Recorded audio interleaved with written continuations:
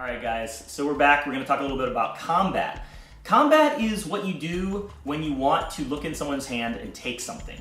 So you're going to have to decide how many combat cards you want to take with you, first of all, and then when you want to engage in combat, you're going to be in the same space as someone else, and then you announce combat, it costs an action, you'll roll dice, and then you're going to add modifier cards. Right, so Chaosmos is really interesting in that the combat system is designed with several different classes of weapons. So first there's the primitive weapons, which are very weak, they only add one, but they're also the only weapon that can't be countered, so they're safe to carry.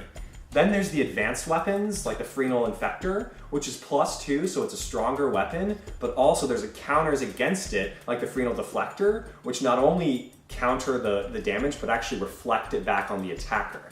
So those are the advanced weapons, and then there's creature weapons. There's two types, the Imps, which are simple +1 weapons on their own, but if they're fed with imp food, they grow in size to +2. So if you grab the imps and imp food, you can get +6 in combat, but there's also the imp immunity, which counters them. And then there's the spores, which are the more complicated creature weapon. Each spore is worth points equal to the number of other spores you play. So a spore on its own is worth nothing. If you play 2 spores, they're each +1, and if you play 3 spores, they're each +2 for a total of 6. And like the imps, there's the spore immunity, which cancels out the spores. Right. So then, of course, there's going to be the single-use cards, which you have to play very tactically because you don't want to waste your single-use cards. There's ion grenades, which are +3, but then, of course, they're yellow cards. They get discarded after you play them.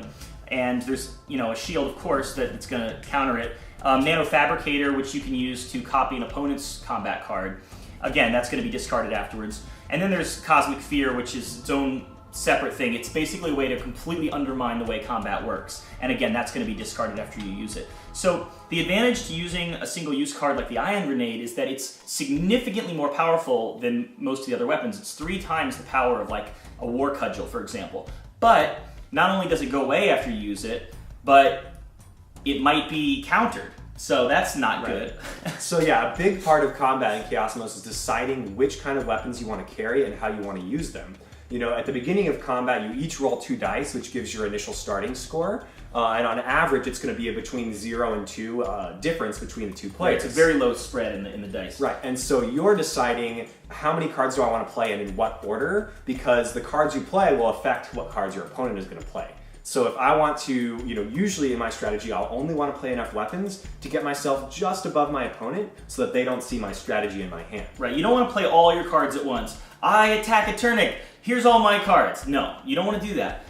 The danger in just revealing cards is that other players at the table are now seeing that you have the Infector, or they're seeing you have the Harpoon, and they're going back to Pendra to get the counters for those cards. So playing cards, it's useful to win the critical battles, but sometimes it might be better to lose a battle and not reveal your cards because it's better for your opponent to see what you have than everybody seeing what you have. That's a very interesting choice that you have to make in combat, is how many cards are you going to reveal? Right, and then when you do reveal your cards, which order do you reveal them in? It's like, do I want to reveal my advanced weapon because it's very strong? Well, if I know where my counter is and know that nobody else has it, well then I do want to reveal it because I'm pretty safe in it. But if I don't know where my counter to that weapon is, it's very dangerous because somebody could play the counter to it and reflect that damage back on it. And of course, like with the Ion Shield, it's dangerous to play all your ion grenades at once because somebody else might have the shield. And if you have the shield and I play the ion grenade, you don't want to just, okay, well, I counter your ion grenade.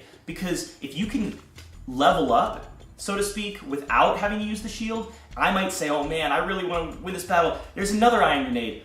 It can be countered with the ion shield, and now you've countered 2 ion grenades instead of only 1. So you don't want to just play everything. You need to be very careful and tactical. When am I going to play this card? What am I going to play? Is this combat necessary? Maybe it's better to just straight out concede. If you are down by 3 in combat and you only have 3 cards left and you don't want to waste them or reveal them to the rest of the table, maybe it's better to lose. Your opponent's going to take 1 card and they're going to see your hand, but no one else's.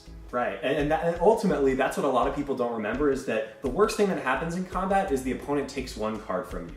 So sometimes the question is, do I even want to go with a combat strategy? Because if you go heavy on combat and you try to win every combat, you're probably going to have to spend a lot of your hand limit carrying weapons with you.